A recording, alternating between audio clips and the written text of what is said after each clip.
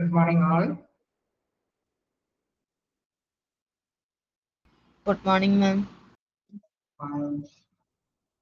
Okay. കഴിഞ്ഞ ദിവസം നമ്മൾ റിവൈസ് ചെയ്തൊക്കെ വായിച്ചു നോക്കിയായിരുന്നോ?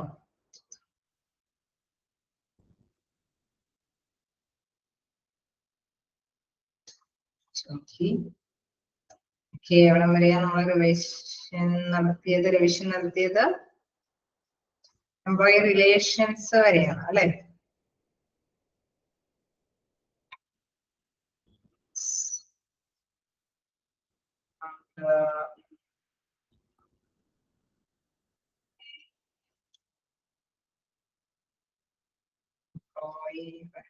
കഴിഞ്ഞു.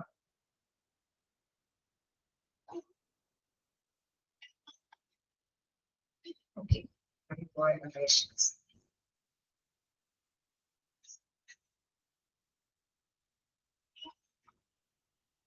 Employee relations തുടങ്ങി അല്ലെ? സിഗ്നിഫിക്കൻസ് വരെയാണ്. സ്കോപ്പ് ഓഫ് എംപ്ലോയി റിലേഷൻസ് ഒക്കെ ഡിസ്കസ് ചെയ്തില്ലേ? ചെയ്തോ?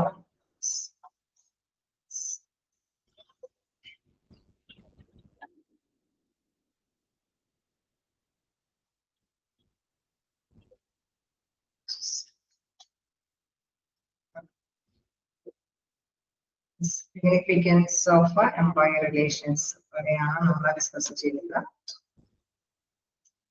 ഓക്കെ, നിങ്ങൾ വായിച്ചു നോക്കിയായിരുന്നോ പിന്നീടുള്ള ഭാഗം? നമുക്ക് റിവൈസ് ചെയ്ത് പോവാം.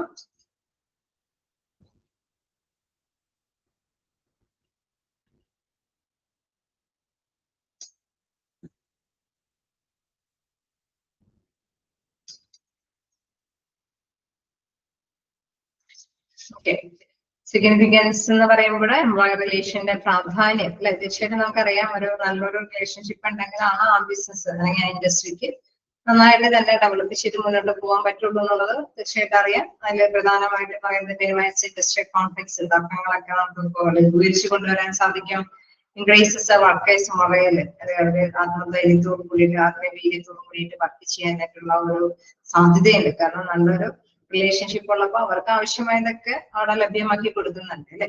പ്രൊവൈഡ് ഫെയർ ബെനിഫിറ്റ്സ് ടു വർക്കേഴ്സിനൊക്കെ മതിയായ രീതിയിലുള്ള ബെനിഫിറ്റ്സ് കിട്ടുന്നു. ഹെൽപ്പിന് facilitation of changes, makes collective bargaining effective. എന്തെങ്കിലുമൊക്കെ സൗകര്യങ്ങൾ അല്ലെങ്കിൽ എന്തെങ്കിലും ഇൻ കേസ് അവർക്ക് ആവശ്യമായിട്ടുള്ള എന്തെങ്കിലും കാര്യങ്ങൾ ഉണ്ടെങ്കിൽ അവരുടെ റൈറ്റ്സ് നേടിയെടുക്കാനായിട്ടുള്ള ഒരു ചാൻസ് അല്ലെ? നമ്മളൊരു പ്ലാറ്റ്ഫോം ഒക്കെ ഒരുക്കി കൊടുക്കുകയാണ് കളക്റ്റീവ് ബാർഗൈനിങ് ഒക്കെ നടത്താനായിട്ട്. മെന്റൽ റെവല്യൂഷൻസ്, മാനസികമായിട്ടുള്ള ഒരു ലെവല് നല്ലൊരു അറ്റ്മോസ്ഫിയർ അവിടെ ഫീൽ ചെയ്യുന്ന ഒരു സാധ്യത അവിടെ നല്ലൊരു റിലേഷൻഷിപ്പ് ഉണ്ടെങ്കിൽ സാധ്യമാണ്. ഫെസിലിറ്റേറ്റ്സ് വർക്കേഴ്സ് ഡെവലപ്മെന്റ്, തൊഴിലാളികൾക്കും അതേപോലെ തന്നെ അവരുടെ അല്ലെ അവരുടെ ഡെവലപ്മെന്റ് എന്ന് വെച്ച് കഴിഞ്ഞാൽ അവരുടെ നോളജ് അവരുടെ സ്കില്ല് ഡെവലപ്പ് ചെയ്തെടുക്കാനായിട്ട് അല്ലെ?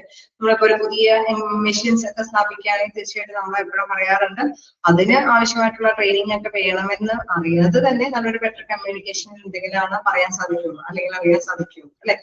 അപ്പൊ അത് തീർച്ചയായിട്ടും നമുക്കറിയാം അവർക്കനുസരിച്ചിട്ടുള്ള ട്രെയിനിങ്ങും കാര്യങ്ങളൊക്കെ കൊടുക്കുമ്പോഴെന്താ അവരുടെ സ്കില്ലും നോളജ് ഒക്കെ ഡെവലപ്പ് ചെയ്യും അല്ലെ? അപ്പൊ നല്ലൊരു റിലേഷൻഷിപ്പ് ഉണ്ടെങ്കിലാണ് ഇതെല്ലാം അല്ലെ അവിടെ ഒരുക്കി കൊടുക്കാനായിട്ട് സാധിക്കുള്ളൂ. Reduces wastage. ഓക്കെ, അതായത് കമ്പനിയോട് തന്നെ ഒരു ആത്മാർത്ഥത ഉണ്ടെങ്കിൽ തീർച്ചയായിട്ടും നമുക്കറിയാം അവരെ വേസ്റ്റ് ഒന്നും ആക്കാതെ തന്നെ അവരുള്ള സമയത്ത് അവര് നല്ല രീതിയിൽ തന്നെ അവരുടെ വർക്ക് എഫിഷ്യന്റ് ആയിട്ട് ചെയ്യാനായിട്ട് സാധിക്കുന്നത് കൊണ്ട് തന്നെ വേസ്റ്റ് ഒന്നും ഉണ്ടാവില്ല.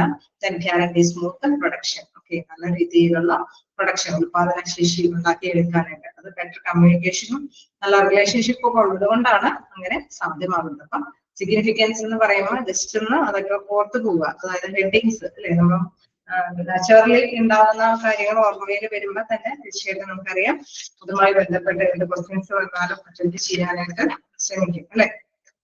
ഓക്കെ, ഒരു പീസ്ഫുൾ ഇൻഡസ്ട്രിയൽ റിലേഷൻസിന് ആവശ്യമായിട്ടുള്ള ഒരു കാര്യമാണ് എന്തെന്ന് പറഞ്ഞാല് നല്ല അല്ലെ ഒരു ബെറ്റർ റിലേഷൻഷിപ്പ് ആവശ്യമാണോ എന്നുള്ള ഒരു രീതിയിലൊക്കെ ചോദിച്ചു കഴിഞ്ഞാൽ നിങ്ങൾക്ക് അറിയാൻ പറ്റും അല്ലെ? ഒരു ഇൻഡസ്ട്രിയൽ പീസിന് ആവശ്യമല്ലേ? ആവശ്യമായിട്ട് വരില്ലേ? ആണോ? ആവശ്യമായിട്ട് വരുമോ? ഇൻഡസ്ട്രിയൽ പീസിന് ബെറ്റർ റിലേഷൻഷിപ്പ് ആവശ്യമാണോ? അങ്ങനെ ഒരു ക്വസ്റ്റ്യൻ കണ്ട പോലെ തോന്നിയായിരുന്നു. A key significance of a good employee relations is that it facilitates ഒരു key അവിടെ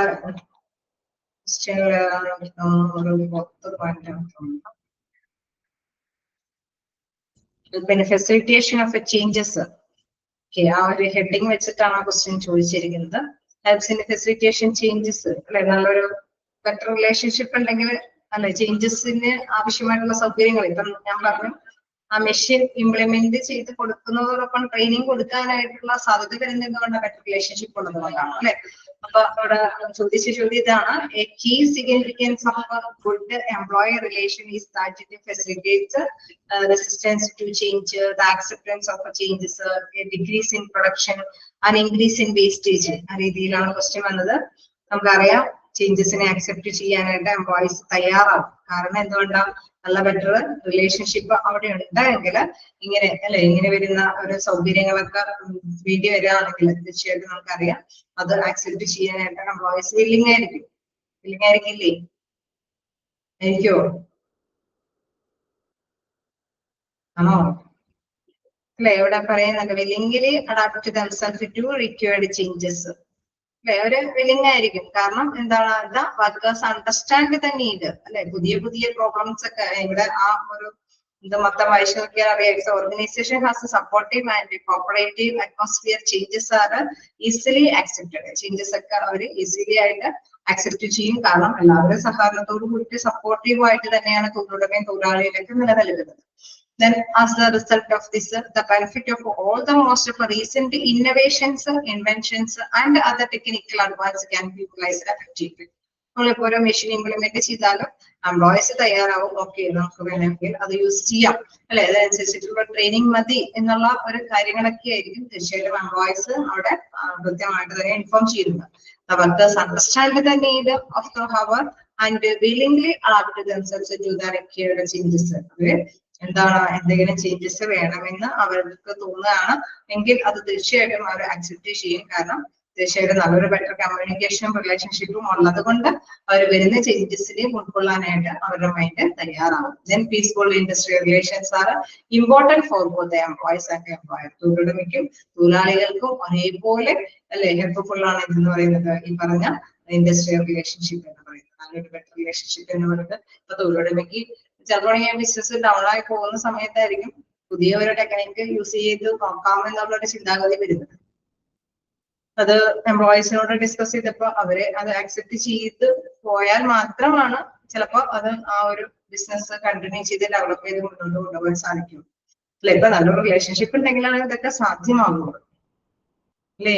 ശരിയല്ലേ? ആണോ? അപ്പോ തീർച്ചയായിട്ടും ആ രീതിയിലൊക്കെ ക്വസ്റ്റ്യൻസ് വരുമ്പോൾ ജസ്റ്റ് ഒന്ന് മനസ്സിലാക്കി പോകുക. ബെറ്റർ റിലേഷൻഷിപ്പ് ഇത്തരത്തിലുള്ള കാര്യങ്ങൾക്കൊക്കെ ആവശ്യമാണെന്നുള്ളത്. ഓക്കെ, ഒക്കെ എല്ലാ പോയിന്റ്സുകളും ജസ്റ്റ് ഒന്ന് വായിച്ച് അല്ലെ വരുന്നത് അനുസരിച്ചൊക്കെ ജസ്റ്റ് നോക്കി ആലോചിച്ചാൽ മതി. വേസ്റ്റേജ് ഒക്കെ കുറയാനായിട്ട് സാധിക്കും നല്ല ബെറ്റർ റിലേഷൻഷിപ്പ് ഒക്കെ ഉണ്ടെങ്കിൽ. ഓക്കെ, ഇനി നമുക്ക് നെക്സ്റ്റ് നോക്കാനുള്ള ട്രേഡ് യൂണിയനുകളാണ്. ട്രേഡ് യൂണിയൻ ആർക്ക് വേണ്ടിയിട്ടാണ് പ്രധാനമായിട്ടും നിലകൊള്ളുന്നത്? ഇപ്പോഴും പറയാറുള്ളതും ചോദിക്കാറുള്ളതുമായ ചോദ്യമാണ്. ആർക്ക് വേണ്ടിയിട്ടാണ് നിലകൊള്ളുന്നത്?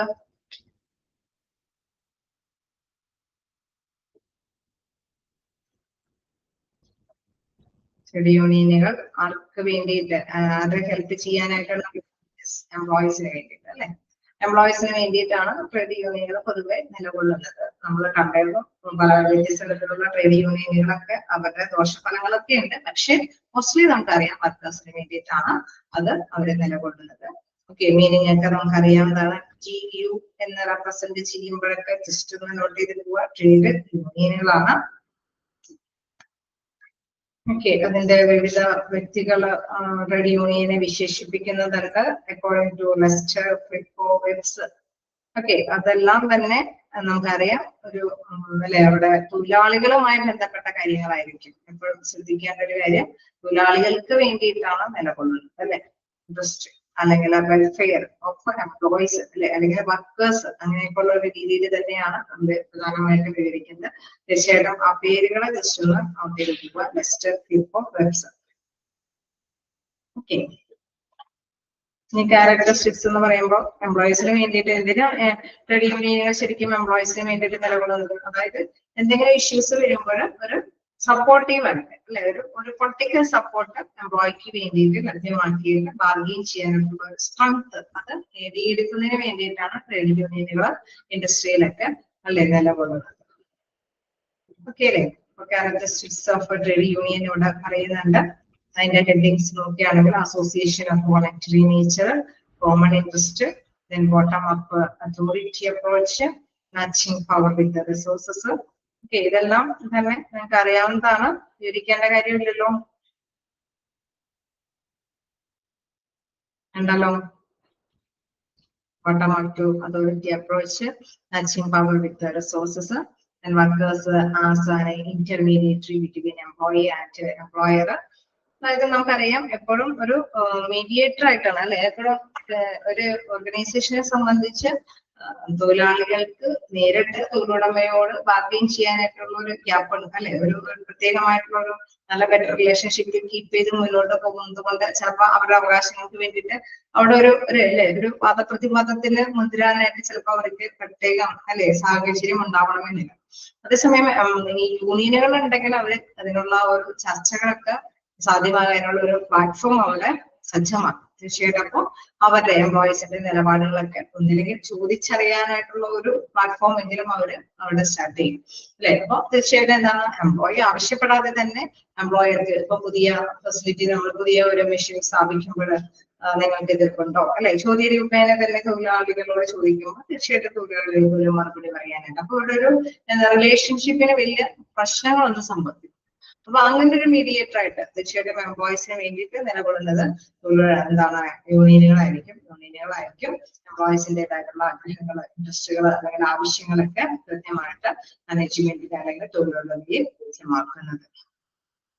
ഒരു സബ്സിസ്റ്റം ആയിട്ട് നിലകൊള്ളുന്നത് എന്താണെന്നൊക്കെ ചോദിച്ചു കഴിഞ്ഞു കഴിഞ്ഞാൽ എംപ്ലോയിക്ക് വേണ്ടിയിട്ട് സബ്സിസ്റ്റം ആയിട്ട് നിലകൊള്ളുന്നതൊക്കെ ട്രേഡ് യൂണിയൻ ആണെന്നുള്ളത് ഓർത്ത് വെക്കുക. ഓക്കെ,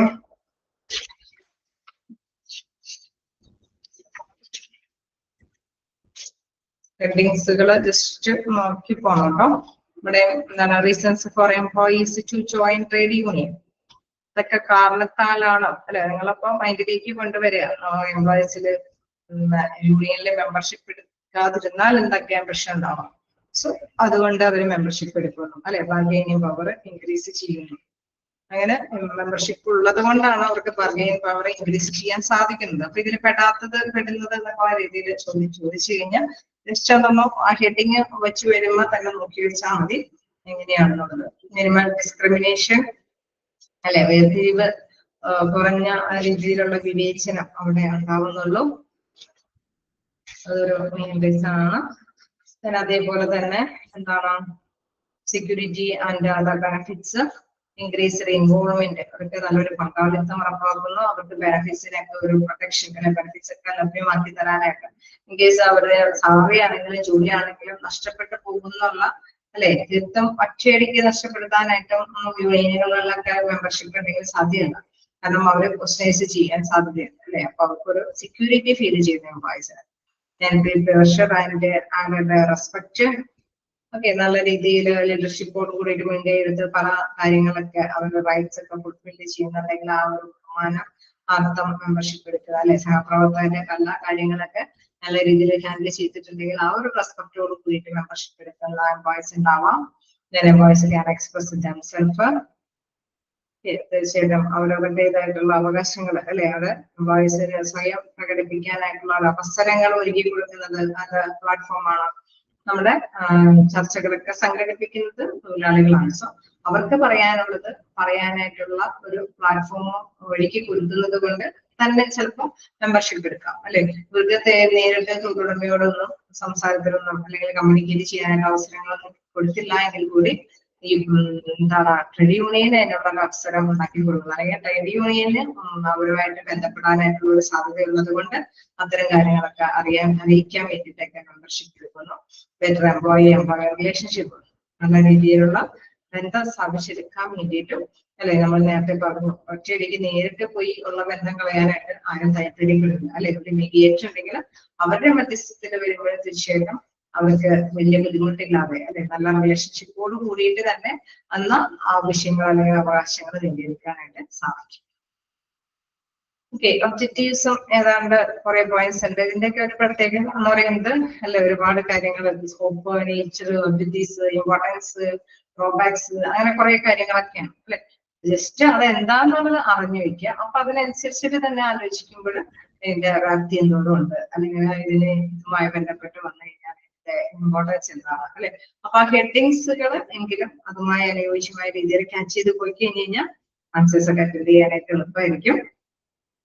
ഒബ്ജക്റ്റീവ്സും ഏകദേശം വളരെ സിമ്പിൾ ആയിട്ടുള്ള കാര്യമാണ്. നേരത്തെ പറഞ്ഞ ഇൻകം സെക്യൂരിറ്റി, ജോബ് സെക്യൂരിറ്റി, ഇങ്ങനെയുള്ള ലക്ഷ്യങ്ങൾ. ജോലി നഷ്ടപ്പെട്ടു പോയി കേസ് നമുക്കറിയാം, ചില സമയങ്ങളിലൊക്കെ സീസണൽ ആയിട്ടുള്ള ഒരു ടൈമിലൊക്കെ ജോലിയൊക്കെ എടുക്കുന്നവർക്കൊക്കെ ചിലപ്പോൾ സീസൺ കഴിയുമ്പോൾ ജോലി നഷ്ടപ്പെട്ടു പോകുമെങ്കിലും അതുവരേക്കും അല്ലെ, മറ്റൊരു സീസൺ വരുന്ന വരേക്കും ഒരു കോമ്പൻസേഷനും കാര്യങ്ങളൊക്കെ കിട്ടത്തക്ക വിധത്തിൽ അല്ലെ. അപ്പൊ അവർക്ക് ഉപജീവനത്തിനുള്ള ഒരു മാർഗം കൂടി എന്താണ് ട്രേഡ് യൂണിയന്റെ ഇടപെടൽ കൊണ്ട് അവിടെ സാധ്യമാകുന്നു. അപ്പൊ അത്തരത്തിലുള്ള ഒരു സെക്യൂരിറ്റി ഫീൽ ചെയ്യുന്നു. Physical security, then provide social security, the provide emotion security. അങ്ങനെ കുറെ സെക്യൂരിറ്റികൾ എല്ലാം തന്നെ എന്താണ് നമ്മൾ മനസ്സിലാക്കി വെക്കണം. അത് എന്തിലുള്ള ഒബ്ജക്റ്റീവ്സ് ഒക്കെ ട്രേഡ് യൂണിയനിലാണ്. Okay, to ensure industrial democracy and fair. Okay, ഏതെങ്കിലും ചോദ്യങ്ങൾ ചോദിക്കണോ, നോക്കണോ? ഒന്നും അങ്ങനെ മസ്റ്റായിട്ടൊന്നും കാണാറില്ല, വലിയ കാര്യമായിട്ടൊന്നും നോക്കാറില്ല, എന്നാലും കാണാറില്ല. എങ്കിലും നിങ്ങൾ ആ ഹെഡിങ്സ് മസ്റ്റായിട്ട് നോക്കണം.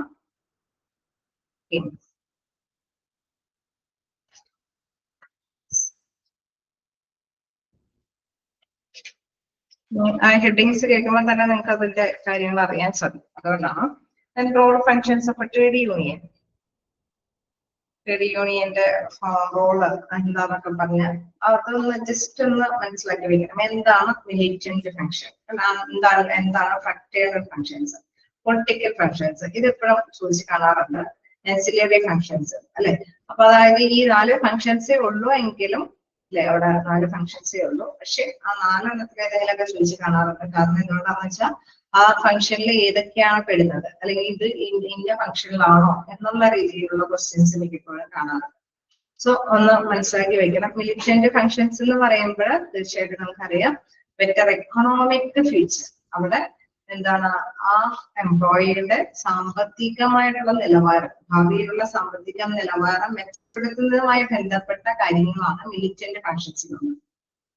ഓക്കെ, അപ്പൊ അത് ഓർത്ത് വെക്കുക. To ensure increase the wages and better work place condition, increase the stature of employee in the industry, to safeguard the workers against victimization and injustices. അതായത് അവർക്ക് ഫ്യൂച്ചറിൽ ഫിനാൻഷ്യൽ ആയിട്ടുള്ള എന്തെങ്കിലും ക്രൈസിസ് വരുമ്പോൾ ചിലപ്പോൾ ഡിസ്ക്രിമിനേഷൻ ആവില്ല, ചിലപ്പോൾ വേണമെങ്കിൽ പ്രൊമോഷൻ ലഭിക്കും, അതല്ലെങ്കിൽ അവർക്ക് മറ്റു സാലറി കൊടുക്കുന്നുണ്ടാവില്ല അല്ലെ.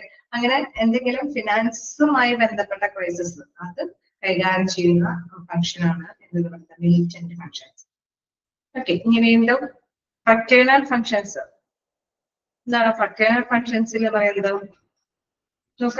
സച്ച് ഫങ്ഷൻസിൽ ഇൻക്ലൂഡ് ചെയ്യുന്ന കാര്യങ്ങൾ undertaking motivation, welfare measures, boosting self confidence, അപ്രീസിയേറ്റിംഗ് discipline and sincerity of employees അല്ലെ.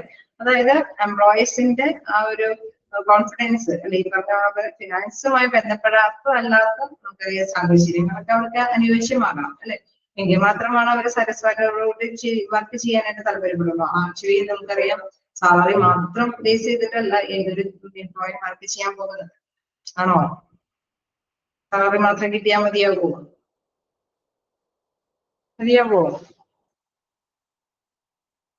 അവർക്ക് മറ്റു കാര്യങ്ങളും കൂടി അല്ലെ, അവരുടെ താല്പര്യങ്ങൾ അല്ലെങ്കിൽ നല്ല വർക്കിംഗ് കണ്ടീഷനൊക്കെ അവിടെ പ്രൊവൈഡ് ചെയ്യണം അല്ലെ. എങ്കിൽ മാത്രമാണ് അവർക്ക് സാറ്റിസ്ഫാക്ഷനോട് കൂടിയിട്ട് വർക്ക് ചെയ്യാൻ സാധിക്കും അല്ലെ. അപ്പൊ അത്തരത്തിലുള്ള കുറെ കാര്യങ്ങളൊക്കെയാണ് ഫ്രക്ടേണൽ ഫങ്ഷൻസ് അല്ലെ. അണ്ടർടേക്കിംഗ് മോട്ടിവേഷൻ, വെൽഫെയർ മെഷേഴ്സ്, അവർക്ക് ക്ഷേമ പ്രവർത്തനങ്ങൾ എന്തെങ്കിലും നൽകാനായിട്ട്, അല്ലെങ്കിൽ സെൽഫ് കോൺഫിഡൻസ് ട്രെയിനിങ് ഒക്കെ അത്യാവശ്യം കൊടുത്തിട്ട് സെൽഫ് കോൺഫിഡൻസ് കൂടി വർക്ക് ചെയ്യാനായിട്ടുള്ള കാര്യങ്ങളൊക്കെ അറേഞ്ച് ചെയ്ത് കൊടുക്കുക. Appreciate discipline and sincerity of employees, അല്ലെ, അവിടെ അപ്രീസിയേഷൻ ഒക്കെ ആവശ്യമുണ്ടെങ്കിൽ അതൊക്കെ ലഭ്യമാക്കി കൊടുക്കുക. Creating growth of promotion opportunities, protecting A female employee from discrimination, അങ്ങനെ എന്തെങ്കിലുമൊക്കെ ഡിസ്ക്രിമിനേഷൻ ഉണ്ടെങ്കിൽ അതിനെയൊക്കെ പ്രൊട്ടക്ട് ചെയ്യുക. അപ്പൊ ജസ്റ്റ് ഈ കാര്യങ്ങളൊക്കെ ഒന്ന് ഓർത്ത് വെക്കുക. ഇത് ഈ ഫങ്ഷണൽ ഫങ്ഷൻസിന്റെ അണ്ടറിൽ വരുന്നതാണെന്ന് ഓർത്ത് വെക്കുക. പൊളിറ്റിക്കൽ ഫങ്ഷൻസ് ആണ്.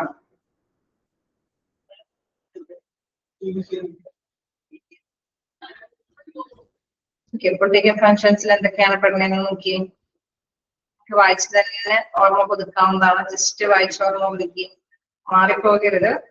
അതുകൊണ്ടാണ് ഞാൻ സമയം എടുത്ത് തന്നെ പറയുന്നത്. ഏതെങ്കിലും ക്വസ്റ്റ്യൻ വന്നു കഴിഞ്ഞാൽ മാറിപ്പോവാതിരിക്കണം. അത് പൊളിറ്റിക്കൽ ആണോ, ഫങ്ഷണലാണോ, അല്ലെങ്കിൽ മിലിറ്റന്റ് ഫങ്ഷൻസ് ആണോ എന്ന് മാറിപ്പോവാതിരിക്കാനായിട്ട് ശ്രദ്ധിക്കണം. പൊളിറ്റിക്കൽ ഫങ്ഷൻസ് ജസ്റ്റ് ഒന്ന് വായിച്ചു നോക്കി ഏത് കാര്യങ്ങളാണ് അതിൽ ഇൻക്ലൂഡ് ചെയ്തേക്കുന്നത്.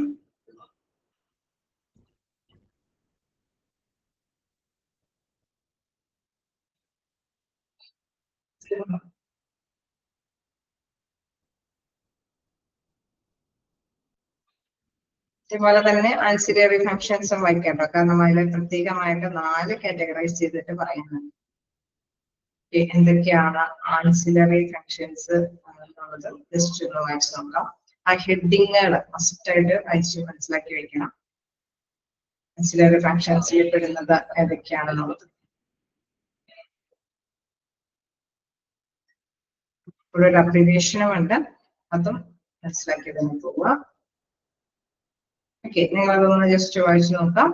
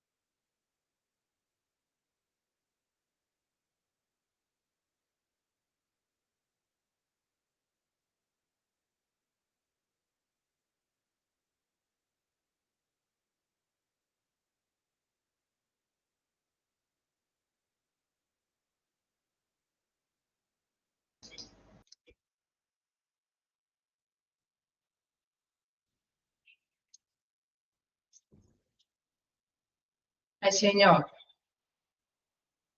അയച്ചു നോക്കിയോ? ഒരു ക്വസ്റ്റ്യൻ ചോദിക്കട്ടെ?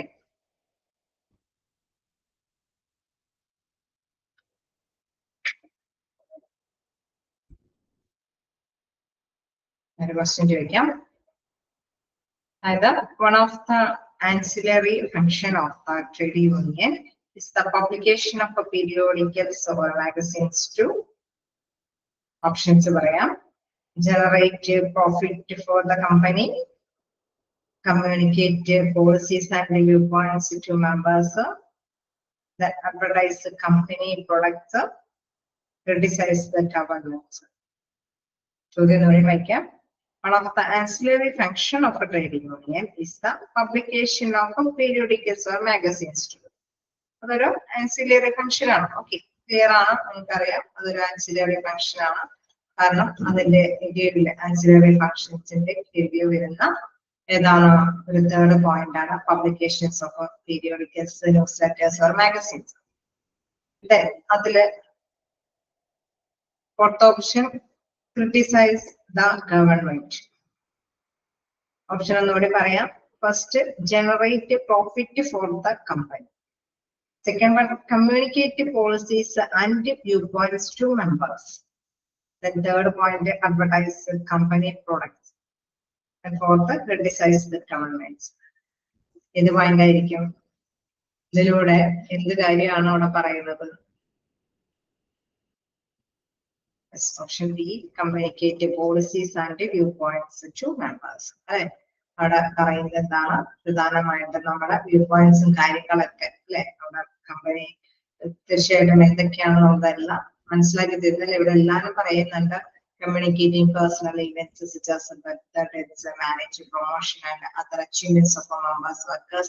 Like അതേമാതിരി തന്നെ ഇവിടെ പറയുന്നത് in order to communicate the policies and the viewpoints on various important issues to the members.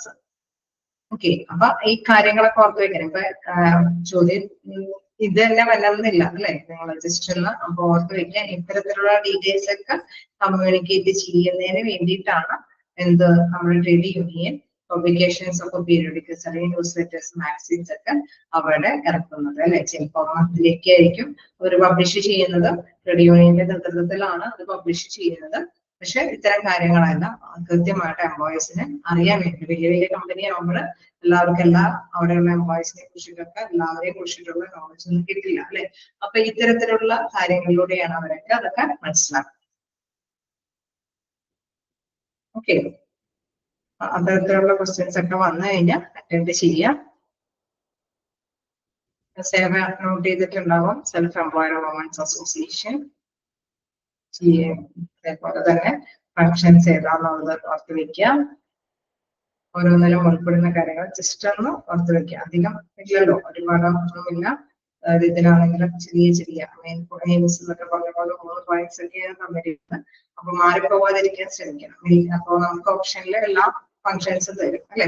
അപ്പൊ അതിന്റെ ഫങ്ഷനാണ് നമുക്ക് അറിയേണ്ടത് ആവശ്യം. ഓക്കെ, ഇനി നെക്സ്റ്റ് ഭാഗത്തേക്ക് പോവുകയാണെങ്കിൽ ടൈപ്സ് ഓഫ് ട്രേഡ് യൂണിയൻസ് ആണ്. അതും ആ ചാർട്ട് മസ്റ്റ് ആയിട്ട് ഓർമ്മയിൽ വേണം. ഏതെങ്കിലും ഒരു ക്വസ്റ്റ്യനൊക്കെ ഈ ചാർട്ടിന്റെ ഉള്ളിൽ തന്നെ അല്ലെ, മെമ്പർഷിപ്പ് സ്ട്രക്ചറിന്റെ ബേസിൽ ഏതൊക്കെയാണ്, അപ്പൊ ഏതെങ്കിലുമൊക്കെ ഒന്നുകൂടി മിക്സ് ചെയ്ത് തരാണെങ്കിലും കൺഫ്യൂഷൻ ഉണ്ടാകും. ചിലപ്പോൾ എല്ലാം കൂടി ഒരേപോലെ തന്നിട്ട് ചോദിക്കാനായിട്ട് സാധ്യതയുണ്ട്. അപ്പൊ ഒന്നും നമ്മൾ മനസ്സിലാക്കാതിരിക്കരുത്. ആ ചാർട്ട് മൈൻഡിലേക്ക് കൊണ്ടുവരാം. On the basis of purpose ആണെങ്കിൽ 2 എണ്ണം എന്താണ്, റിഫോർമിസ്റ്റ് യൂണിയനും റെവല്യൂഷണറി യൂണിയനും. പിന്നെ മെമ്പർഷിപ്പ് സ്ട്രക്ചർ ആണെങ്കിൽ 4 എണ്ണമാണുള്ളത്. റിഫോർമിസ്റ്റ് യൂണിയൻ എന്ന് പറയുന്നത് ബിസിനസ് യൂണിയനും അപ്ലിഫ്റ്റ് ഫ്രണ്ട്ലി യൂണിയനും റെവല്യൂഷണറി അല്ലെ വിപ്ലവകരമായിട്ടുള്ള യൂണിയൻ ആണെങ്കിൽ നമുക്കറിയാം അനാർക്കിസ്റ്റ് ഉണ്ട്, പൊളിറ്റിക്കൽ ഉണ്ട്, റിലേറ്ററി ഉണ്ട്, ഡിപെൻഡൻസ് അല്ലെ. അപ്പൊ അത്തരത്തില് ഓരോ റെവല്യൂഷണറി യൂണിയനിൽ പെടുന്നതാണ്. ഇൻഡസ്ട്രിയൽ യൂണിയൻ എന്നൊക്കെ പറയുമ്പോൾ മിക്കപ്പോഴും കാണാറുണ്ട് ഇൻഡസ്ട്രിയൽ യൂണിയൻ എന്നൊക്കെ പറയുന്നത് ഒരു ഇൻഡസ്ട്രിയിൽ തന്നെ ഉള്ള യൂണിയനുകൾ അല്ലെ, ഒരേപോലെ ഉള്ള കാര്യങ്ങളൊക്കെ ആയിട്ടുള്ളത്. അത് ജസ്റ്റ് മിക്കപ്പോഴും ക്വസ്റ്റ്യൻസിൽ പല യൂണിയൻസും ഉള്ളത് കൊണ്ട് ഏതെങ്കിലും ഒരു യൂണിയന്റെ പോയിന്റ് ഔട്ട് ചെയ്തിട്ട് ഓപ്ഷനിൽ എല്ലാ യൂണിയനും കാണിക്കും. അപ്പൊ നിങ്ങളൊന്ന് ശ്രദ്ധാപൂർവ്വം തന്നെ മനസ്സിലാക്കി വെക്കുക. പ്രത്യേകമായിട്ട് ഓരോ ഇതിന്റെ അണ്ടറിൽ വരുന്നത് നോക്കാം. ബിസിനസ് യൂണിയനും ഫ്രണ്ട്ലി അപ്ലിഫ്റ്റ് യൂണിയനും എന്താണെന്നുള്ളത് ജസ്റ്റ് മനസ്സിലാക്കി വെക്കുക. അതായത് അവിടെ എന്താണ് emphasis is laid on craft rather than class. These unions give a greater preference to those negotiation and settlement which voluntary instead. അല്ലെ, ഇവിടെ പ്രത്യേകമായിട്ട് പറയുന്നുണ്ട് കളക്റ്റീവ് ബാർഗെയിനിനകത്ത് എംപ്ലോയിക്കും എംപ്ലോയറിനും കാര്യങ്ങളൊക്കെ നേടിയെടുക്കാനായിട്ട് അല്ലെ. Such unions are set up in such an atmosphere where employee-employer relations are harmonious. ഐക്യത്തോട് കൂടിയിട്ട് പോകണമെന്നുള്ള ഉദ്ദേശത്തോട് കൂടിയിട്ടാണ് business union വരുന്നത്. Okay, നമുക്ക് ഇവിടെ നോക്കുകയാണെങ്കിൽ these unions work with the intent to uplift the employees morally, socially and intellectually. Such unions focus on welfare concern employees like health, insurance, education and other benefits. അത് ഇവിടെ കൂടുതലും എംപ്ലോയീസിന്റെ ഇത്തരം കാര്യങ്ങൾക്കൊക്കെ preference കൊടുത്തുകൊണ്ടുള്ള യൂണിയനുകളാണ്. എന്താണ് industry employees instead of being craft conscious, അതായത് ഒരേപോലെയുള്ള കാര്യങ്ങൾക്കൊക്കെ വേണ്ടിയിട്ട് അധികം വർക്ക് ചെയ്യണമെങ്കിൽ അതിന് വേണ്ടിയിട്ടൊക്കെ ഉപയോഗിക്കുന്ന കാര്യങ്ങളൊക്കെ തന്നെയാണ്. അതൊക്കെ ഒന്ന് ജസ്റ്റ് മനസ്സിലാക്കി തന്നെ പഠിച്ചു പോകാനായിട്ട് നോക്കുക.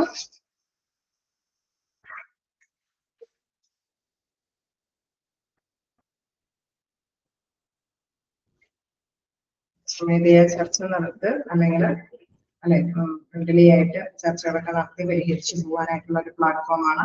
റവല്യൂഷണറി എന്ന് പറയുമ്പോൾ ഒരു വിപ്ലവകരമായിട്ടുള്ള രീതിയാണ്. അതായത് അവർക്ക് എന്താണ് റീപ്ലേസ് അല്ലെ, ഇതാണ് പ്രധാനമായിട്ട് replace the prevalent system with the new and entirely different institutions.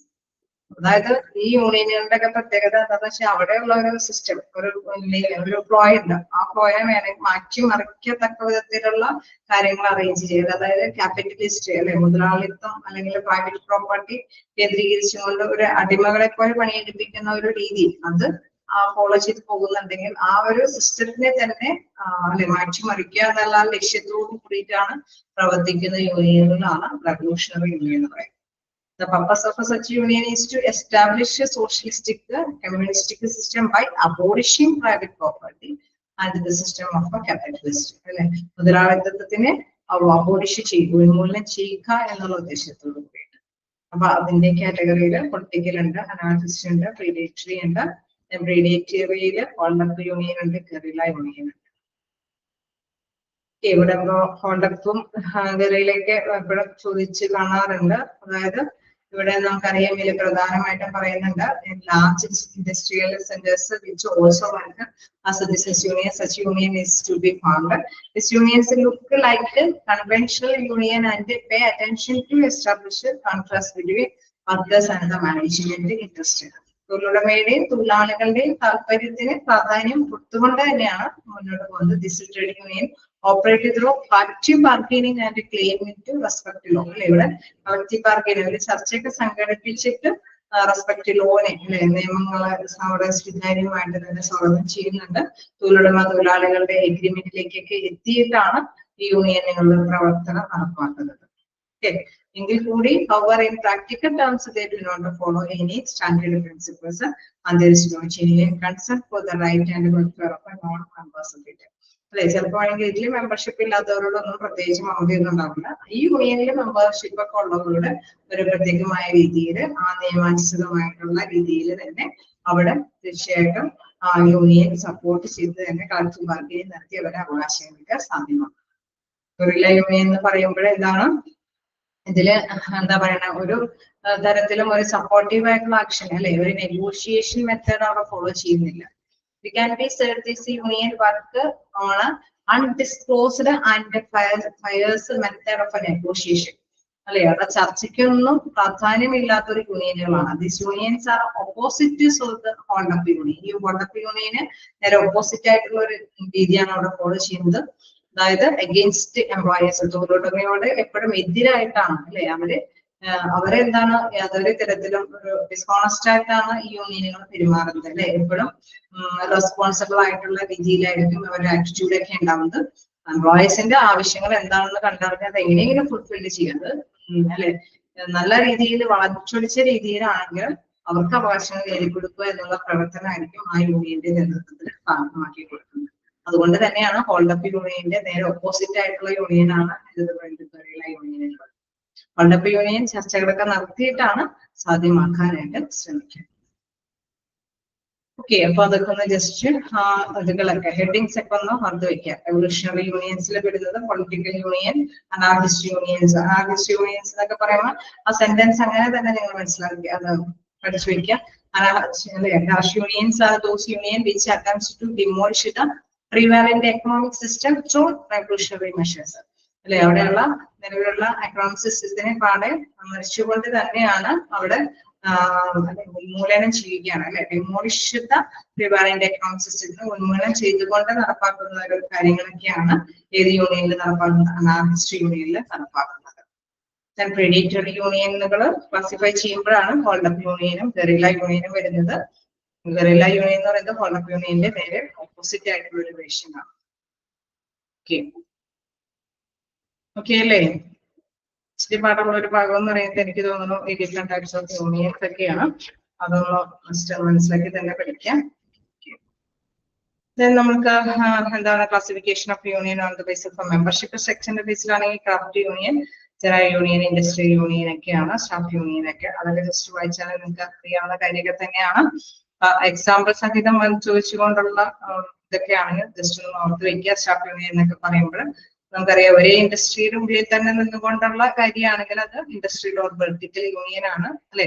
അതേപോലെ തന്നെ ജനറൽ യൂണിയൻ എന്ന് പറയുമ്പോൾ എന്താണ് ലൊക്കേഷൻ അല്ലെ, ആ ഒരു ലൊക്കേഷനിലുള്ള എല്ലാ ഇൻഡസ്ട്രിക്കും എന്തെങ്കിലും പ്രോബ്ലംസ് ഒക്കെ ഉണ്ടെങ്കിൽ ആ ഒരു ഇഷ്യൂസിനെ തരണം ചെയ്യാൻ വേണ്ടിയിട്ട് അവർ യൂണിയനായിട്ട് സെറ്റ് ആയിട്ട് നിന്നിട്ട് പറയുകയും ചെയ്യുന്ന ഒരു രീതിയാണ് ജനറൽ യൂണിയൻ. ഇത് ഒരു ഇൻഡസ്ട്രിയുടെ ഉള്ളിൽ തന്നെയുള്ള കാര്യമാണ്. സ്റ്റാഫ് എന്നൊക്കെ പറയുമ്പോൾ നമുക്കറിയാം ടെക്നീഷ്യൻസ്, സൂപ്പർവൈസേഴ്സ്, കമ്പ്യൂട്ടർ ഓപ്പറേറ്റേഴ്സ്, അങ്ങനെ ഒരു വിഭാഗം വ്യക്തികളുടെ ആവശ്യങ്ങൾ നിറവേറ്റുന്നതിന് വേണ്ടിയിട്ടുള്ള യൂണിയനുകളാണ്. ഓക്കെ, പിന്നെ ഉള്ളത് പ്രോബ്ലംസ് ഓഫ് ട്രേഡ് യൂണിയൻ ആണ്.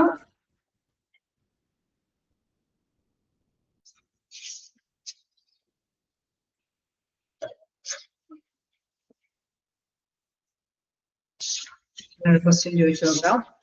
എല്ലാം എപ്പോഴും ഇത് കഴിഞ്ഞാൽ പ്രശ്നം അല്ലെ. ഒരു ക്വസ്റ്റ്യൻ നോക്കാം. The main problem with having political leadership from outsiders A trade unions ആയിട്ട്. ദ മെയിൻ പ്രോബ്ലം നമുക്ക് തന്നിരിക്കുന്ന ഓപ്ഷനിൽ നോക്കാം. The main problem with having a political leadership from outside a trade union is that they are more focused on worker rights. They often look after their own political interest. They are not good negotiators. They have no influence. അതായത് അവർ കൂടുതൽ അല്ലെ main പ്രശ്നം എന്താണ്, political ഇൻട്രസ്റ്റിനാണ് കൂടുതൽ പ്രാധാന്യം കൊടുക്കുക അല്ലെ. യൂണിയന്റെ ഏറ്റവും വലിയ പ്രശ്നം എന്താണെന്ന് വെച്ച് കഴിഞ്ഞാൽ ഇൻഡസ്ട്രിയിലൊക്കെ യൂണിയൻ വന്നിട്ടുണ്ടെങ്കിൽ അവർക്ക് താല്പര്യം അവരുടെ കാര്യങ്ങൾ നേടിയെടുക്കുക, അവരുടെ ലീഡർഷിപ്പ് പവർ നേടിയെടുക്കാനായിരിക്കും മോസ്റ്റ്ലി അവർ പ്രിഫർ ചെയ്യുന്നത്. വലിയൊരു പ്രശ്നമാണ് അല്ലെ. അപ്പൊ അത് തന്നെയാണ് അവിടെ ആൻസറായിട്ട് വന്നിരിക്കുന്നത്. രജിസ്റ്ററൊക്കെ ഒന്ന് നോട്ട് ചെയ്ത് പോവാം.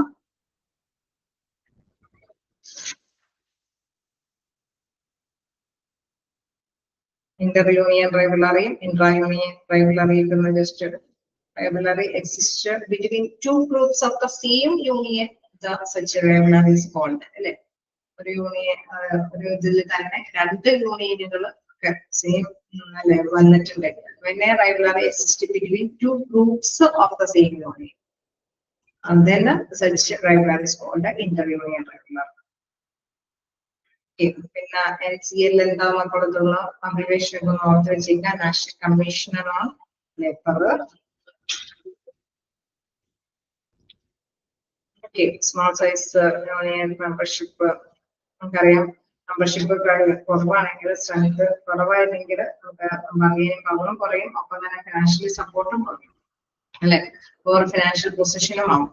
തീർച്ചയായിട്ടും അങ്ങനെ വരുമ്പോൾ ഈ പറഞ്ഞ മാഗസീൻസ് അറിയിക്കലോ അങ്ങനെയുള്ള വലിയ വലിയ പ്രവർത്തനങ്ങളൊന്നും അവൈലബിൾ ആക്കാനായിട്ടുള്ള സാധ്യത അവിടെ ഉണ്ടാവുകയാണ് അല്ലെ. അപ്പൊ അതൊരു പോയിന്റ് ഒക്കെ തന്നെയാണ്. തന്നെ എന്താണ് ആക്റ്റീവ് ഫങ്ഷനിങ്, ചിലർക്കൊക്കെ ഡള്ളായിട്ട് തന്നെ കിടക്കുന്ന ഷെഡ്യൂളൊക്കെയുണ്ട്. വിക്ടിമൈസേഷൻ ചിലരോടൊക്കെ ചില തെളിവ് കാണിക്കുന്ന യൂണിയൻ നേതാക്കളും ഉണ്ടാവാം. സോ അങ്ങനെയൊക്കെ വരുമ്പോൾ തീർച്ചയായിട്ടും അതിന് അല്ലെ നല്ല രീതിയിലുള്ള നിലനിൽപ്പ് ഉണ്ടാവണമെന്നില്ല. പിന്നെ നമ്മുടെ ലാസ്റ്റ് പോർഷൻ ബാർഗൈനിങ്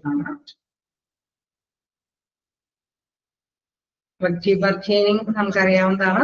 എംപ്ലോയീസിന്റെയും എംപ്ലോയിയുടെയും ഒക്കെ ആവശ്യങ്ങൾ തീർച്ചയായിട്ടും നമുക്ക് ഇഷ്യൂസുകൾ ഉണ്ടാവും. തൊഴിലുടമയ്ക്കും പ്രശ്നങ്ങൾ ഉണ്ടാവും, തൊഴിലാളികൾക്ക് പ്രശ്നങ്ങളൊക്കെ ഉണ്ടാവും. അപ്പൊ തീർച്ചയായിട്ടും ഈ പ്രശ്നങ്ങളെല്ലാം തന്നെ ഏതെങ്കിലും രീതിയിൽ വിലപേശി നേടിയെടുക്കണമെങ്കിൽ ഒറ്റക്കെട്ടായിട്ട് തന്നെ നമ്മൾ ഒരു നേടിയെടുക്കേണ്ടതുണ്ട്. തീർച്ചയായിട്ടും നമുക്കറിയാം ഗവൺമെന്റിന് കിട്ടേണ്ട അല്ലെ അവരുടെ ഫിനാൻസ് കാര്യങ്ങളൊക്കെ ഡെവലപ്പ് ചെയ്തെടുക്കാൻ അവരും കോടതിയിൽ നമ്മൾ ആദ്യം തന്നെ കണ്ടതാണ് അല്ലെ. നമുക്ക് കാര്യങ്ങൾ നമ്മൾ കണ്ടതാണ്.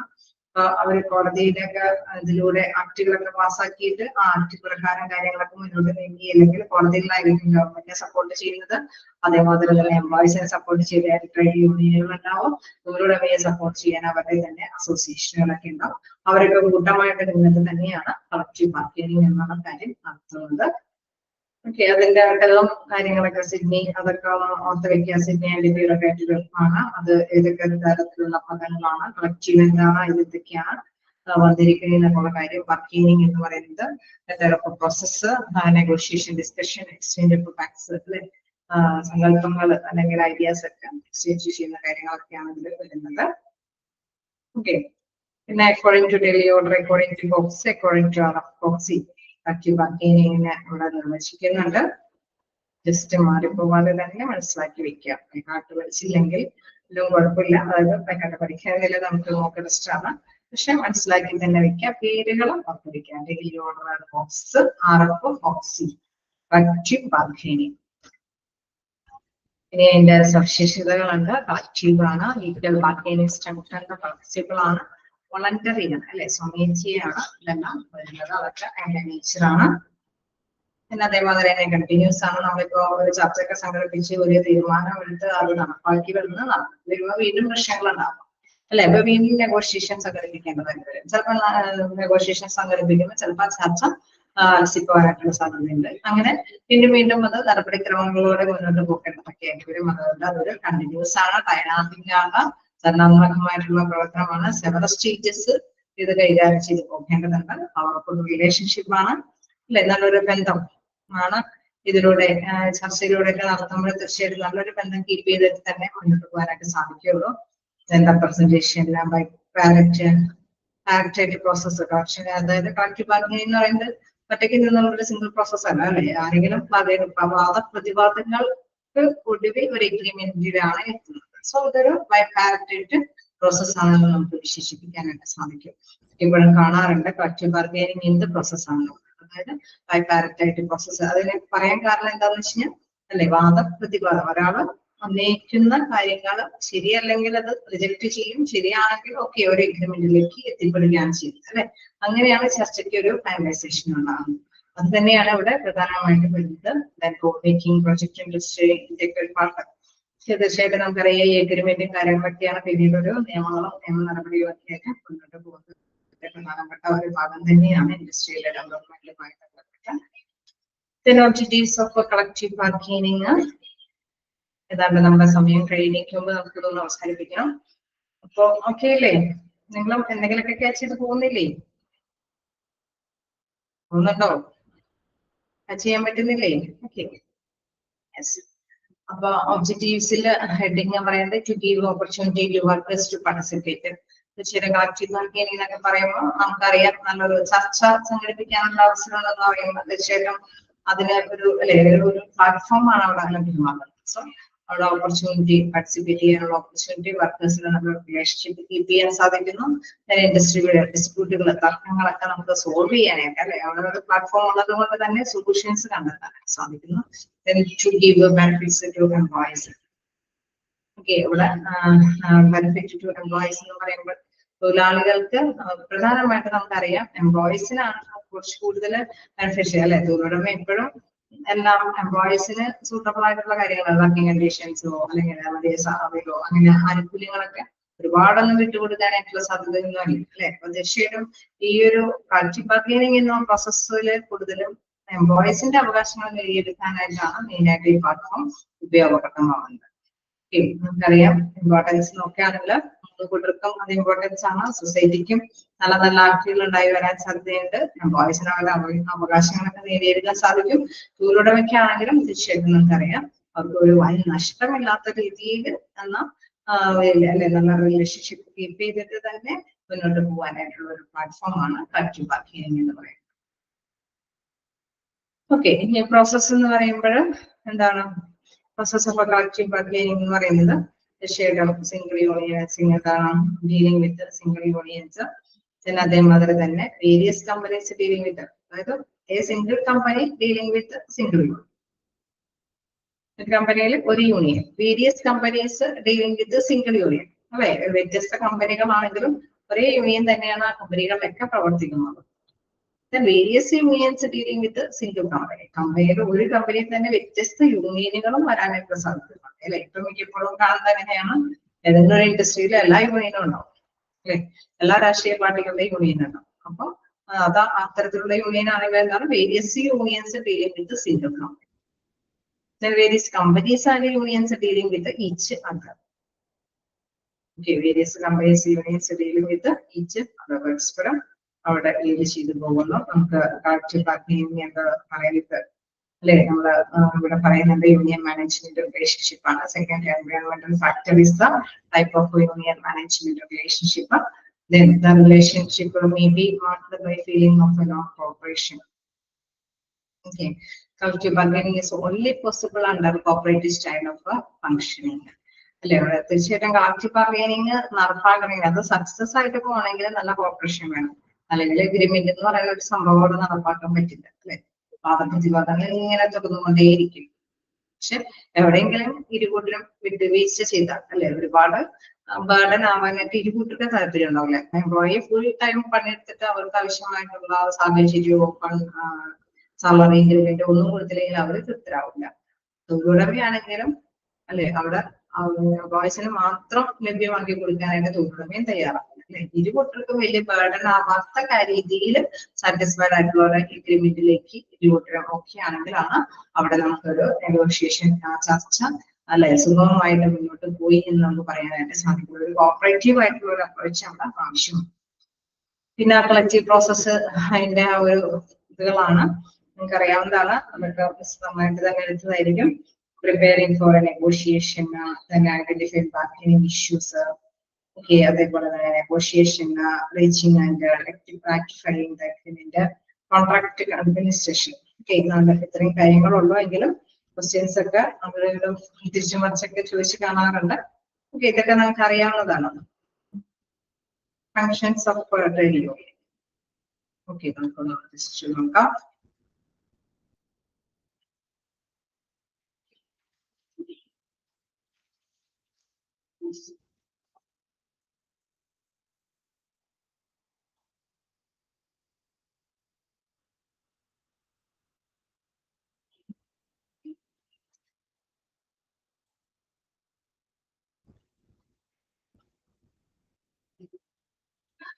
Okay, functions of a trade union എന്ന് പറയുന്നത് മിലിറ്റന്റ് ഫംഗ്ഷൻ അല്ലെ. ഫസ്റ്റ് വൺ എന്ന് പറയുന്നത് മിലിറ്റന്റ് ഫംഗ്ഷൻസ് ആണ്. അത് അതായത് it refers to various activities that are undertaken by trade union for their members, better economic future and conducive working condition in their employment. Such activities have the following names. അതായത് ഇവിടെ പ്രധാനമായിട്ടും അല്ലെ അവരുടെ സാമ്പത്തിക നിലവാരം മെച്ചപ്പെടുത്തുന്ന കാര്യങ്ങൾക്ക്. അതായത് ഒരു തൊഴിലാളി തീർച്ചയായിട്ടും അല്ലെ എവിടെയെങ്കിലും ഒരു തൊഴിൽ തേടി പോകുന്നത് അവരുടെ സാമ്പത്തിക നിലവാരം മെച്ചപ്പെടുത്താം, അല്ലെങ്കിൽ അവർക്ക് ഉപജീവനത്തിനുള്ള മാർഗം കണ്ടെത്തുക. സാമ്പത്തികാവസ്ഥയ്ക്ക് ഒരു പ്രാധാന്യം കൊടുത്തുകൊണ്ടാണ് അല്ലെ. നമ്മൾക്കറിയാം ജോലി അല്ലെ അവരുടെ സാലറി ബേസിക് ആയിട്ടുള്ള സാലറിക്ക് അനുയോജ്യമാണോ എന്ന് നോക്കിയിട്ടാണ് അവിടെ ജോലിയിലേക്ക് പ്രവേശിക്കുന്നത് തന്നെ അല്ലെ. അതിൽ തന്നെ എത്ര സാലറി കിട്ടും എന്നുള്ളത് നമ്മൾ ശ്രദ്ധിക്കും അല്ലെ. അതിനാണ് കൂടുതൽ പ്രാധാന്യം കൊടുക്കുന്നത്. അപ്പൊ ട്രേഡ് യൂണിയൻ ഇവരുടെ സാമ്പത്തികാവസ്ഥ മെച്ചപ്പെടുത്തുന്ന കാര്യങ്ങൾക്കാണ് പ്രാധാന്യം കൊടുക്കുന്നത്. അതാണ് ഏത് ഫംഗ്ഷനിൽ വരുന്നത്, മിലിറ്റന്റ് ഫംഗ്ഷൻസ്. അപ്പൊ എപ്പോഴും ശ്രദ്ധിക്കുക, economic future and conducive working condition. Okay, അതാണ് മിലിറ്റന്റ് ഫംഗ്ഷൻസിൽ. അപ്പൊ അതിന്റെ മെയിൻ എയിം നോക്കുക, to ensure increased wages and better work place conditions. Okay, ഒരു എംപ്ലോയീസ് പ്രധാനമായിട്ടും നമ്മുടെ ജോലിയിലേക്ക് പ്രവേശിക്കുമ്പോൾ ആദ്യം തന്നെ ശ്രദ്ധിക്കുന്നത് നമുക്ക് അല്ലെ വലിയ കുഴപ്പമില്ലാത്ത ഒരു സാഹചര്യമാണ് ജോലി ചെയ്യാനായിട്ട്. അപ്പൊ മതിയായ സാലറി ഉണ്ടോ അല്ലെ. നമ്മൾ അധികം വർക്ക് ചെയ്തിട്ട് സാലറി കിട്ടാത്ത ഒരു അവസ്ഥ ഉണ്ടാവരുത് അല്ലെ. അപ്പോ to increase the stature of employee in the industry. Okay, അവർക്ക് ഒരു നല്ലൊരു ജീവനക്കാർക്ക് ഒരു നല്ലൊരു സ്റ്റാറ്റ്യൂട്ടറി അല്ലെ സ്ഥാനം അവിടെ ലഭ്യമാക്കിയിരിക്കണം. The safeguard workers against victimization and injustice. എപ്പോഴും നമുക്കൊരു അല്ലെ ഒരു വേർതിരിവോ അല്ലെങ്കിൽ അനീതി പ്രവർത്തിക്കും. നമ്മൾ പണിയെടുത്തിട്ട് സാലറി ഒന്നും കിട്ടാത്തൊരവസ്ഥ വരെയാണ് അല്ലെ. ഫസ്റ്റ് മന്ത് സാലറി കിട്ടിയില്ല, സെക്കൻഡ് മന്ത് സാലറി കിട്ടിയില്ലെങ്കിൽ നമ്മൾ അത് ഇട്ടിച്ചു പോകും. തീർച്ചയായിട്ടും യൂണിയനിലെ മെമ്പർഷിപ്പ് ഉള്ളവരാണെങ്കിൽ യൂണിയൻ അല്ലെ ഇതിനൊരു സേഫ് ഗാർഡ് ആയിട്ട് നിലകൊള്ളും. അവർ വർക്ക് ചെയ്തിട്ടുണ്ടെങ്കിൽ തീർച്ചയായിട്ടും സാലറി ലഭ്യമാക്കാനായിട്ടുള്ള ഒരു നടപടി യൂണിയന്റെ ഭാഗത്തു നിന്നുണ്ടാവും. അപ്പൊ അത് ആ ഫംഗ്ഷൻ ആണ് ഫസ്റ്റ് തന്നെ പറയുന്നത് മിലിറ്റന്റ് ഫംഗ്ഷൻസ്. ഓക്കെ, എക്കണോമിക് ആയിട്ടുള്ള കാര്യങ്ങൾക്ക് ക്ലിയർ അല്ലേ? ഓക്കെ, വർദ്ധിച്ച വേതനം മെച്ചപ്പെടുത്താനായിട്ട് അല്ലെങ്കിൽ തൊഴിലാളികളെ അല്ലെ അവരെ ഇങ്ങനെ ഇരകളാക്കാതിരിക്കാനായിട്ട് വിക്ടിമൈസേഷൻ ഒന്നും നടത്തി അല്ലെങ്കിൽ അനീതിപൂർവം ഒന്നും സാലറി ഒന്നും കൊടുക്കാതിരിക്കരുത്, അതിന് വേണ്ടിയിട്ടുള്ള കാര്യങ്ങൾക്കൊക്കെ പ്രാധാന്യം കൊടുക്കും. ദെൻ ഹെറ്റേറിയൻ ഫംഗ്ഷൻസ് എന്ന് പറയുമ്പോൾ എന്താണ്, മറ്റ് അല്ലെ സഹോദര പ്രവർത്തനങ്ങളാണ്. അതിലെന്താ പറയുന്നത്, പ്രധാനമായിട്ടും this unions make effort of to promote corporation and enhance cordial relations among industries അല്ലെ. അവിടെ തീർച്ചയായിട്ടും നല്ലൊരു സഹകരണത്തോട് കൂടിയിട്ട് മുന്നോട്ട് പോകണം. എംപ്ലോയീസിന് ഒരു സഹകരിച്ച് പോകാനായിട്ടുള്ള ഒരു അവസരം ഇല്ല എങ്കിൽ തീർച്ചയായിട്ടും നമുക്കറിയാം എംപ്ലോയീസ് സാറ്റിസ്ഫൈഡ് ആവില്ല അല്ലെ. ഇപ്പൊ എംപ്ലോയീസിന് സാറ്റിസ്ഫൈഡ് ചെയ്ത് പോകാനായിട്ടുള്ള അവസരങ്ങളൊക്കെ തീർച്ചയായിട്ടും ഒരുക്കി കൊടുക്കാനായിട്ടായിരിക്കും ഇവിടെ കൂടുതൽ പ്രാധാന്യം കൊടുക്കുന്നത്. അപ്പൊ അവിടെ തീർച്ചയായിട്ടും നമുക്ക് നോക്കാം, impart education and culture to the members research functions involves the following activities undertaking motivation welfare measures. തീർച്ചയായിട്ടും നമുക്കറിയാം അവർക്ക് നന്നായിട്ട് വർക്ക് ചെയ്യുന്നുണ്ടെങ്കിൽ അവരെ അപ്രീസിയേറ്റ് ചെയ്യാനായിട്ടുള്ള ഒരു അവസരങ്ങളൊക്കെ സാറ്റിസ്ഫൈഡ് ആവണം അല്ലെ. എംപ്ലോയീസ് സാറ്റിസ്ഫൈഡ് ആവണമെങ്കിൽ തീർച്ചയായിട്ടും അവർ വർക്ക് ചെയ്യുന്നത് അവരുടെ എംപ്ലോയറുടെ ശ്രദ്ധയിൽ പെടണം അല്ലെ. ഇപ്പൊ നന്നായിട്ട് വർക്ക് ചെയ്യുന്നവർക്ക് എന്തെങ്കിലും അപ്രീസിയേഷൻ ഒക്കെ കൊടുക്കാം. Boosting self confidence of workers, അവർക്ക് സെൽഫ് കോൺഫിഡൻസ് കിട്ടണമെങ്കിൽ എന്താണ്, മതിയായ രീതിയിൽ അവർക്ക് ട്രെയിനിങ് ഒക്കെ വേണം അല്ലെ. ഇപ്പൊ ഒരു പുതിയ മെഷീൻസ് ഒക്കെ ഇംപ്ലിമെന്റ് ചെയ്ത് കഴിഞ്ഞാൽ തീർച്ചയായിട്ടും അവർക്ക് ട്രെയിനിങ് കിട്ടിയില്ലെങ്കിൽ നമുക്കറിയാം കോൺഫിഡൻസ് ഇല്ലാതെ അവർ വർക്ക് ചെയ്യേണ്ടതായിട്ട് വരും. സോ ഇത്തരം കാര്യങ്ങളൊക്കെ യൂണിയന്റെ നേതൃത്വത്തിൽ അവർക്ക് അവൈലബിൾ ആക്കി കൊടുക്കണം. Okay, appreciate discipline and sincerity of employees.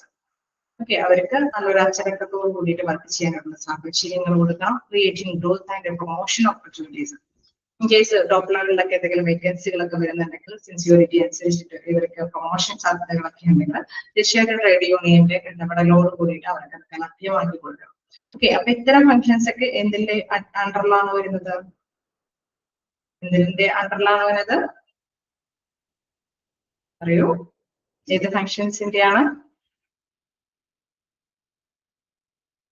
Okay, അപ്പൊ നമ്മൾ ഓപ്ഷൻസ് വെച്ച് ചോദിച്ചു. ഓക്കെ, ഹെറ്റേറിയൻ ഫംഗ്ഷൻസ്. അപ്പൊ എന്താണ് ഫംഗ്ഷൻസ് വെച്ച് നോക്കുമ്പോൾ നമ്മൾ ശ്രദ്ധിക്കണം എന്തിന്റെ അണ്ടറിലാണ് അത് വന്നേന്ന് അവർക്ക് തന്നെ മനസ്സിലാക്കി പഠിക്കണം. Okay, growth and promotion opportunities ഒക്കെ എന്തിനാണ് ഹെറ്റേറിയൻ ഫംഗ്ഷൻസിന്റെ അണ്ടറിലാണ് വരുന്നത്. Protecting female employees from discrimination അല്ലെ. അവിടെ മെയിലും ഫീമെയിലൊക്കെ എംപ്ലോയീസിനൊക്കെ വേർതിരിവൊക്കെ ഫീൽ ചെയ്യുന്നുണ്ടെങ്കിൽ അതൊക്കെ ഒഴിവാക്കാനായിട്ട് ട്രേഡ് യൂണിയൻ മുൻകൈ എടുക്കുന്നുണ്ടെങ്കിൽ അത് ഏത് ഫംഗ്ഷൻസിന്റെ അണ്ടറിലാണ് വരുന്നത്, ഹെറ്റേറിയൻ ഫംഗ്ഷൻസിന്റെ അണ്ടറിൽ. ഓക്കെ അല്ലേ? ഓക്കെ, മുന്നോട്ട് പോകാലോ. ഓക്കെ, നെക്സ്റ്റ് നോക്കുകയാണെങ്കിൽ പൊളിറ്റിക്കൽ ഫംഗ്ഷൻസ്. ഓക്കെ, പൊളിറ്റിക്കൽ എന്ന് പറയുമ്പോൾ രാഷ്ട്രീയമായിട്ടുള്ള കുറച്ച് ധർമ്മങ്ങളാണ് അവിടെ ലഭ്യമാകുന്നത് അല്ലെ. അവിടെ തീർച്ചയായിട്ടും പറയുന്നുണ്ട് എന്താണ് പ്രത്യേകമായിട്ട് പറയുന്നത്, donation collection and taking the help of political parties during strikes and lockouts are also the political functions are trade unions. Political സപ്പോർട്ടോട് കൂടിയിട്ട് എന്തെങ്കിലും സ്ട്രൈക്ക് ലോക്കൌട്ട് നടത്തേണ്ടതൊക്കെ ഉണ്ടെങ്കിൽ അത്തരം കാര്യങ്ങളൊക്കെ ഇതിലൂടെയാണ്. Influencing government policy decision towards the interest and welfare of workers. അതായത് തൊഴിലാളികളുടെ നന്മയ്ക്ക് വേണ്ടിയിട്ട് അവരുടെ താല്പര്യത്തിന് കൂടുതൽ സംരക്ഷണം കൊടുത്തിട്ട് എന്തെങ്കിലും ആക്ടുകൾ പാസ്സാക്കാനൊക്കെ ഒരു സ്വാധീനം, ട്രേഡ് യൂണിയന്റെ സ്വാധീനം എവിടെ ഉണ്ടാവും, ഗവൺമെന്റിന്റെ ഇതിലുണ്ടാവും അല്ലെ. ഒരു ചർച്ചയൊക്കെ സംഘടിപ്പിക്കുമ്പോൾ ഗവൺമെന്റിനെ ഫോഴ്സ് ചെയ്തിട്ട് ഇങ്ങനെ തൊഴിലാളികളുടെ ക്ഷേമത്തിന് വേണ്ടിയിട്ടുള്ള ആക്ടുകളൊക്കെ, നിയമങ്ങളൊക്കെ അല്ലെങ്കിൽ പോളിസി ഡിസിഷൻസ് ഒക്കെ എടുക്കാനായിട്ടുള്ള സാധ്യത ഒരുക്കി കൊടുക്കുന്നത് ഏത് ഫംഗ്ഷനിലും എടുത്താണ്, പൊളിറ്റിക്കൽ ഫംഗ്ഷൻസിൽ. Okay, then അതേപോലെ തന്നെ contribution in the formulation of policies welfare and the implementation is the duty of the trade union.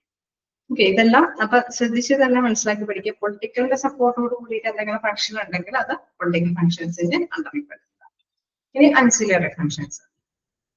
അൻസിലറി functions എന്ന് പറയുമ്പോൾ എന്താണ്, വെൽഫെയർ ആക്ടിവിറ്റീസ് ഉണ്ട്, അതോടൊപ്പം തന്നെ എഡ്യൂക്കേഷൻ ഉണ്ട്, publication of periodicals, news letters, magazines ഉണ്ട്, റിസർച്ച് ഉണ്ട്.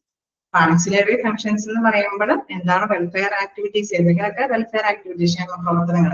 നമ്മൾ കുറെ അല്ലെ ഫ്രിഞ്ച് ബെനിഫിറ്റ്സുകളൊക്കെ പാക്കേജുകളൊക്കെ പഠിച്ചു. അപ്പൊ ഇത്തരത്തിലെ ഹൗസിംഗ് സൊസൈറ്റി, ബാങ്കിങ്, ഇതൊക്കെ ട്രേഡ് യൂണിയന്റെ സപ്പോർട്ടോട് കൂടിയിട്ട് ബാർഗെയിൻ ചെയ്യും അല്ലെ. എംപ്ലോയീസിന് വേണ്ടിയിട്ട് ഇങ്ങനെ ഒരു ബാങ്കിങ് സൗകര്യം ഒരുക്കണം അല്ലെ. അപ്പൊ അത്തരത്തിലുള്ള വെൽഫെയർ ക്ഷേമ പ്രവർത്തനങ്ങളൊക്കെ ഇന്ത്യന്റെ ഫംഗ്ഷന്റെ അണ്ടറിൽ വരുന്നതാണ് അൻസിലറി ഫംഗ്ഷൻസിന്റെ അണ്ടറിൽ വരുന്നത്. ഓക്കെ, എഡ്യൂക്കേഷൻ ആണല്ലോ, അവർക്ക് എന്തെങ്കിലും എഡ്യൂക്കേഷൻ നമ്മൾ നേരത്തെ പഠിച്ചതാണ്, അതിനുള്ള സൗകര്യങ്ങളൊക്കെ. അപ്പൊ എഡ്യൂക്കേഷൻ ഫെസിലിറ്റീസ് ഒക്കെ അറേഞ്ച് ചെയ്ത് കൊടുക്കുന്നതും ഏത് ഫങ്ഷൻസിന്റെ അണ്ടറിൽ വരുന്നതാണ് നമ്മുടെ എന്താണ് ലാസ്റ്റ് പറഞ്ഞ ഈ വെൽഫെയർ ആയിട്ടുള്ള ആക്ടിവിറ്റീസിനോടൊപ്പം പറഞ്ഞ ആൻസിലറി ഫങ്ഷൻസിന്റെ വരുന്നതാണ്. Then publications of periodicals അതൊക്കെ ഞാൻ ജസ്റ്റ് പറഞ്ഞു പോയതാണ്. റിസർച്ച് കാര്യങ്ങൾക്ക് വേണ്ടിയിട്ട് എന്തെങ്കിലും ഫങ്ഷൻസ് ക്രിയേറ്റ് ചെയ്യുന്നുണ്ടെങ്കിൽ അതെല്ലാം ആൻസിലറി ഫങ്ഷൻസിന്റെ അണ്ടർ. ഓക്കെ ആണോ? Role and functions of trade union okay അല്ലേ? ആരും പോവാതെ പഠിക്കാനായിട്ട് ശ്രമിച്ചാൽ മതി. ഓക്കെ, അപ്പോ എന്തെങ്കിലും ഡൗട്ടുകള് ഒന്ന് ജസ്റ്റ് ഒന്ന് ഒളിച്ച് 2 ദിവസം കൊണ്ട് കവർ ചെയ്തതാണ്. ഓക്കെ, മിക്കവാറും എനിക്ക് തോന്നുന്നു നമുക്കിനി ക്ലാസ് കിട്ടുന്ന മനസ്സിലായി. ഓക്കെ, കിട്ടുന്ന തോന്നുന്നില്ല. എനിവേ നിങ്ങൾ നന്നായിട്ട് തന്നെ എക്സാം അറ്റൻഡ് ചെയ്യുക. അപ്പം ഞാൻ പറയുന്ന ഒരു കാര്യം, തൊഴിലൊന്നും പോകുന്നില്ല എങ്കിൽ എപ്പോഴും അല്ലെ എങ്ങനെയാണെങ്കിലും ശ്രമിക്കുക. ഏത് ഇന്റർവ്യൂ ആണെങ്കിലും കോൺഫിഡൻസോടുകൂടി അറ്റൻഡ് ചെയ്യുക. ചെറിയ ജോലിയാണെങ്കിലും സ്റ്റാർട്ട് ചെയ്ത് ഏത് സ്ഥാപനമാണെങ്കിലും എനിക്ക് തോന്നുന്നു അവിടെ സ്റ്റാർട്ട് ചെയ്ത് നമ്മൾ കുറച്ച് നാളെ കഴിഞ്ഞല്ലേ ചെയ്ത് കഴിഞ്ഞാൽ അതിനോട് ഇടപഴകി നമുക്കത് ചെയ്യാനായിട്ട് സാധിക്കും. ഏത് ജോലിയിലും അതിന്റെ ഏതൊരു ഓർഗനൈസേഷൻ ആണെങ്കിലും അതിന്റെ കുറച്ച് സ്പെഷ്യാലിറ്റീസ് ഒക്കെ ഉണ്ടാവും. അപ്പൊ അത് നമുക്ക് ക്യാച്ച് ചെയ്യാനായിട്ടൊരു അവസരം ടൈം ഉണ്ടാവും. തീർച്ചയായിട്ടും ആ ടൈമിനുള്ളിൽ തന്നെ ക്യാച്ച് ചെയ്ത് നമുക്ക് മുന്നോട്ട് പോകാനായിട്ട് സാധിക്കും. അപ്പൊ കോൺഫിഡൻസ് ആയിട്ട് ഇരിക്കുക, നന്നായിട്ട് എക്സാം അറ്റൻഡ് ചെയ്യാം. ഓക്കെ, എന്തെങ്കിലും പറയാനുണ്ടോ?